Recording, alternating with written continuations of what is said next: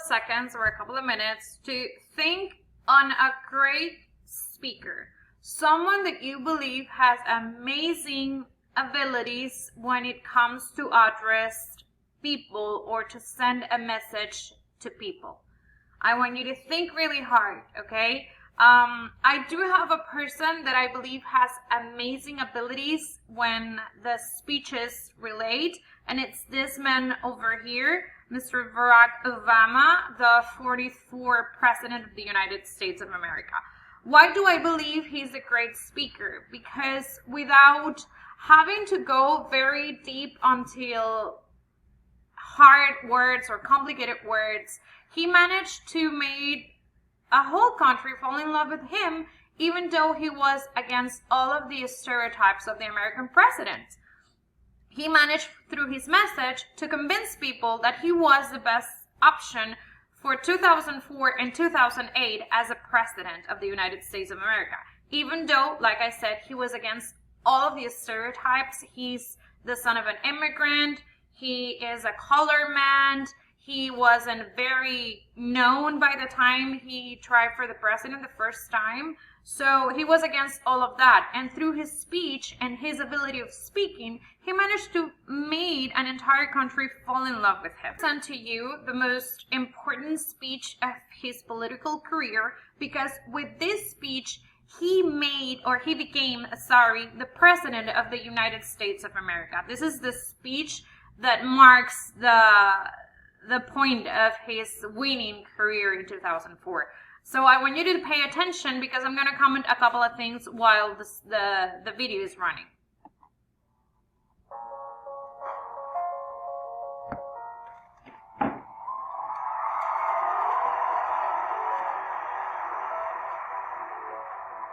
Barack Obama in 2004 was totally unknown. People were saying, I don't know who this guy is. Wonder why they picked him. He had a reputation as a bit of an upstart, as sort of a young, rising figure in the party, but no one knew who this guy was. This was his chance to introduce himself to people. Tonight is a particular honor for me because, let's face it, my presence on this stage is pretty unlikely. My father was a foreign student, born and raised in a small village in Kenya. What makes it great for is if you can somehow fold your story into this larger American story. The next thing he said, This is what I was talking to you about. He starts his speech by a little bit of a storytelling and making very important the fact of having an immigrant father that comes from another country, okay? And connecting his story to the American story. that his mother's family, his grandfather fought in World War II. He used the GI Bill. They showed him Kansas, so white people could say, he's just like us. My parents shared not only an improbable love, they shared an abiding faith in the possibilities of this nation. I stand here knowing that my story is part of the larger American story, that I owe a debt to all of those who came before me, and that in no other country on earth is my story even possible. Going into this speech, we had 4 years of George Bush, and we felt as a country like we've grown further apart. 04 was very much a divisive partisan race. Obama's speech is in some ways an antidote to that. Alongside our famous individualism, there's another ingredient in the American saga. A belief that we're all connected as one people. If there's a child on the south side of Chicago who can't read, that matters to me even if it's not my child. If there's a senior citizen somewhere who can't pay for their prescription drugs and having to choose between medicine and the rent, that makes my life forward even if it's not my grandparent. Here again, he uses a natural story to connect with the audience, okay? I want you to pay attention to his gestures, the way he speaks, the way he points, the way he moves his hands, because all of that he's doing, it's part of technique. Not only what he says, but also how he acts out in stage. It is that fundamental belief, I am my brother's keeper, I am my sister's keeper, that makes this country work.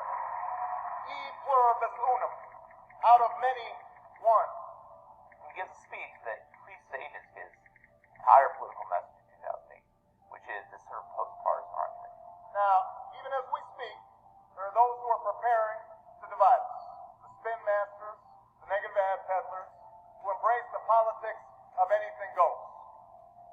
Well, I say to them tonight, there is not a liberal America and a conservative America. There is the United States of America. Obama was born with two great gifts. One is his mind, and the other is his ability to speak to large groups of people. There are three things that Obama does that really makes that speech effective. He wants concrete detail. He likes story, and he loves antithesis, the use of it. See what I'm saying? He has a great ability and he has worked through time with that. He likes specific things in order to create his speeches, okay? And those are the things that you need to point out when you're doing your speeches. What do you want to remark? What do you want people to remember of your speech? Even though you believe that a speech is only this when you do it to a public audience, to a large group of people. No, when you're presenting an essay, you also want your teacher to remember something important about that essay that might give you a better grade, or it might help you connect with the teacher and he understands what you did. Repetition and structure show contrast. There is not a liberal America or a conservative America. There is one America. There is not a black America and a white America and Latino America and Asian America. There's the United States of America. The pundits like to slice and dice our country into red states and blue states. But I've got news for them too. We worship an awesome God in the blue states, and we don't like federal agents poking around in our libraries in the red states. We coach Little League in the blue states, and yes, we've got some gay friends in the red states. We are one people, all of us pledging allegiance to the Stars and Stripes, all of us defending the United States of America. The way he uses his hands, he actually points a lot, does a lot of this, a lot of this, a lot of that. In doing so, he gives off this sense of energy. I am new. I'm someone who is dynamic. And he doesn't do that so much anymore. He's a little more solemn and reserved when he uses it today. And I think it's more reflective of his office. Here they even make a statement of how the way he acts during his speeches changed after he became a president. Here he's very energetic and dynamic, and when he gets to be a president, he's more formal, more calm. That is also, like I said, part of the technique, and to evolve into his speech according to the people that you're addressing and according to, obviously, the position that you're having when you're addressing that people. In the end, that's what this election is about. Do we participate in a politics of cynicism, or do we participate in a politics of hope? The hope of slaves sitting around a fire singing freedom songs. The hope of immigrants setting out for distant shores.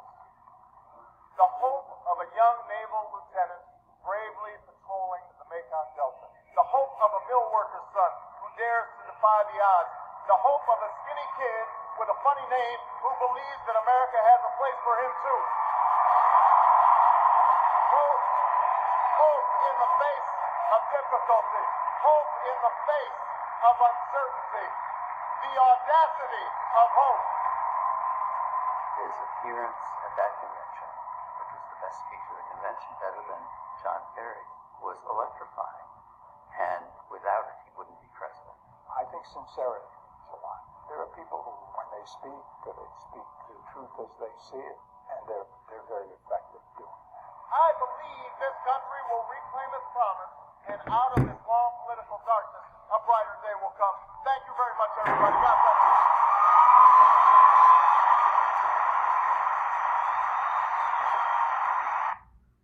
After seeing that speech of Barack Obama, that, like I said, is one of the most important speeches of his career, I would like to define actually what a speech is. According to the Cambridge Dictionary, the speech refers to the ability of speak. It's talking a piece of language to other people. This is a very technical and basic definition, but that's technically what it means. We can say that speech is the human vocal capacity of communication, of using the language to transmit a specific message to a mass or to a group of people with a final objective. It's important for you to understand that every speech has a final objective, okay? And it's also important to understand that speeches are not only for political parties or for celebrities or for people that address to a large group of people. Like I said, when you're doing a presentation of your essays, your thesis, or even when you're trying to acquire a job, you're making a speech. So it's important to work through this ability, okay? There is a lot of information in the internet about what a speech is, okay? So it's important to understand that we need our speeches to be clear, to be informal, to be concrete, to be concise, to be interesting, and to know who we are talking to. I am not talking to my students the same way that I talk to my bosses, okay? It's important that before you start writing a speech, you find the purpose of your speech. What do you want to accomplish with that speech, okay? Once you establish that, we can establish the general, now that you establish, the general purpose of your speech, it's important to establish the specific objective of your speech. It's an informative speech, it's a persuasive speech, or it's an entertaining speech. For example, an informative speech is when you stand up there and inform me about what you did in your essay and why I have to understand your point of view. When you do a persuasive speech, is for example, when you try to convince your parents to let you out, or when you're trying to convince me to change the date of one of our tests. An entertaining speech is mostly what comedians do in their monologues, or it's something that just tries, to make you laugh, to relax you, to calm you down. It doesn't have like a specific meaning. There are a lot of things to address depending on the type of specific purpose that you took for your speech, okay? There is a structure and a preparation to complete that speech, because you are going to have to select the topic, you're going to have to prepare the presentation, you're going to determine how you're going to do your presentation. You have to analyze your audience. You have to know who you're talking to. You need to take care of your appearance, your looks, and your physics actions and what you do while you talk. And you need to have a really good care of your tone of voice, okay? Because if you have a really low tone of voice, there's a lot of things missing there and you're gonna miss connection with your audience, okay? At the end of the presentation, I left you 2 links to 2 websites. One is the University of North Carolina that has a very in-depth explanation of how to create a speech specifically for you, for students that are getting out of high school and entering the university in order to defend their essays, their papers, and even to present their theses. And the second link to a website that has a very simple, easygoing, entertaining course of how to achieve public speaking, how to not be nervous and be able to nail the public speaking, okay? Like I said, you have amazing abilities of speaking. You need to trust them and you need to work through them, because you could be amazing speakers if you really practice these abilities, okay? Remember that if you have any questions, if you have any doubts or something that you want to comment me, you can contact me through the Hangouts or the email. Either way, I'm going to leave all of this presentation in the Google Classroom, and I'll see you next time, guys. Bye.